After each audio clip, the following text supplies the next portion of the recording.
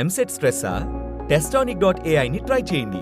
Free mock test, custom test, AI insights మరియు performance tracking కూడా. Register now. 1984లో మంగళగిరి పట్టణంలో 30 పడకల హాస్పిటల్ కానివ్వండి, ఈ ప్రాంగణంలో ప్రత్యేకంగా క్యాన్సర్ ట్రీట్మెంట్ కోసం ఆనాడు విశ్వవిఖ్యాత నట సార్వభౌమ శ్రీ నందమూరి తారక రామారావు గారు శంకుస్థాపన వేస్తాం జరిగింది. అంటే కరెక్ట్గా 4 దశాబ్దాల క్రితం ఆయన శంకుస్థాపన వేస్తాం జరిగింది. దాంట్లో భాగంగా మంగళగిరిలో ఉన్న హాస్పిటల్ కూడా పూర్తయింది. అనేక లక్షలాది మంది ట్రీట్మెంట్ కూడా తీసుకుంటాం జరిగింది. నేను ఎప్పుడైతే మంగళగిరి అభ్యర్థిగా వచ్చానో ప్రజలందరూ పదే పదే నన్ను ఒక విషయం కోరారు. ఈ 30 పడకల హాస్పిటల్ని ఏకంగా 100 పడకల హాస్పిటల్ చేయాలని వాళ్ళు కోరటం జరిగింది.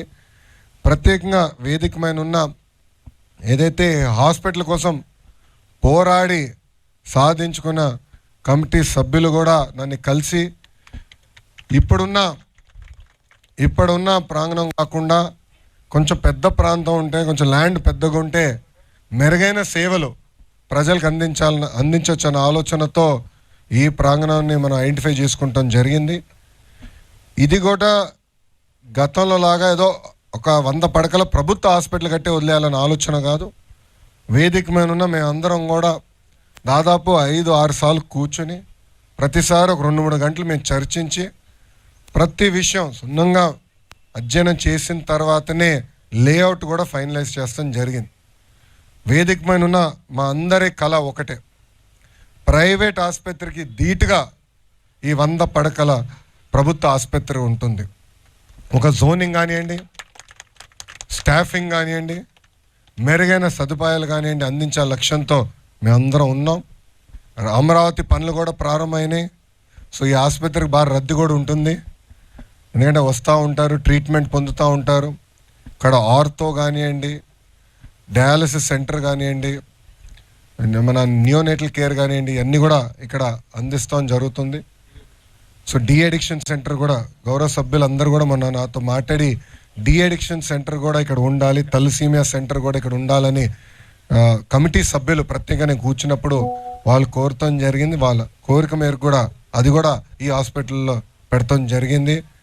వాస్తవంగా కూటమి ప్రభుత్వం ఏర్పడిన తర్వాత గౌరవ ముఖ్యమంత్రి శ్రీ నారా చంద్రబాబు నాయుడు గారు ప్రతి నియోజకవర్గాల్లో 100 పడకల ప్రభుత్వ ఆసుపత్రి కట్టాలి అని ఒక నిర్ణయం తీసుకుంటాం జరిగింది. దాంట్లో భాగంగా 2వ క్యాబినెట్ మీటింగ్లో మంగళగిరి కోసం ఈ హాస్పిటల్ కూడా కేటాయిస్తాం జరిగింది. నేను అనేక సార్లు చెప్పా ప్రజలందరికీ, ఒక నిర్ణయం జీవితం మార్చుతుంది. నా జీవితంలో తీసుకున్న ఆ నిర్ణయం మంగళగిరిలో పోటీ చేస్తాం. 5,300 ఓట్ల మెజారిటీతో 2019లో ఓడిపోయాను. ఆ రోజు నుంచి ఒక పట్టుదల కసితో నేను పనిచేసి ప్రజలకి దగ్గరయ్యాను. ప్రజలందరూ నేను ఒకటే కోరాను, నేను ఏ మెజారిటీ అయితే ఓడిపోయానో దాని పక్కన ఒక 0 పెట్టి నన్ను గెలిపించండి. మీరు ఎంత ఎక్కువ మెజారిటీ ఇస్తే అంత కొండంత బలం నాకు అందుతుందని ఆనాడే నేను ప్రజల్ని కోరటం జరిగింది. ఆంధ్ర రాష్ట్ర చరిత్రలో ఎప్పుడు రాని విధంగా 91,000 మెజారిటీతో నన్ను గెలిపించి శాసనసభకి మంగళగిరి ప్రజలు నన్ను పంపించారు. గౌరవ మంత్రివర్యులు దుర్గేష్ గారు ఇక్కడనే ఉన్నారు. గురువు గారు కూడా తెలుసు, క్యాబినెట్లో ఎప్పుడు మంగళగిరి చర్చ వస్తే డిస్కషనే ఉండదు. ఎందుకంటే నిజంగానే మంత్రివర్యులు మిగతా మంత్రులు కూడా మంగళగిరి అంటే దాని గురించి చర్చ అవసరమా, శాంక్షన్ చేయండి అని వాళ్ళు కూడా ఏకపక్షంగా నన్ను సపోర్ట్ చేసినందుకు హృదయపూర్వక ధన్యవాదాలు తెలుపుకుంటున్నాను. గౌరవ మంత్రి గారి పైన ఇప్పుడు చాలా పెద్ద బాధ్యత ఉంది మంగళగిరికి సంబంధించింది. అది మా లక్ష్మీ నరసింహస్వామి గుడి అభివృద్ధి కార్యక్రమం.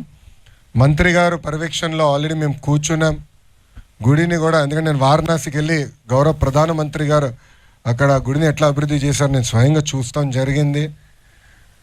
అది ఒక ఆదర్శంగా తీసుకొని గౌరవ మంత్రి గారితో కూర్చుని అనేక మార్లు ప్లాన్లు రివ్యూ చేశాం.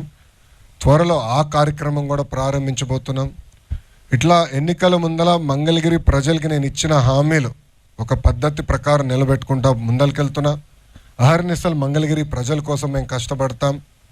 కూటమి ప్రభుత్వం ఒకటే, అన్ని ప్రాంతాలు సమగ్ర అభివృద్ధి చెందాలనేది మా లక్ష్యం.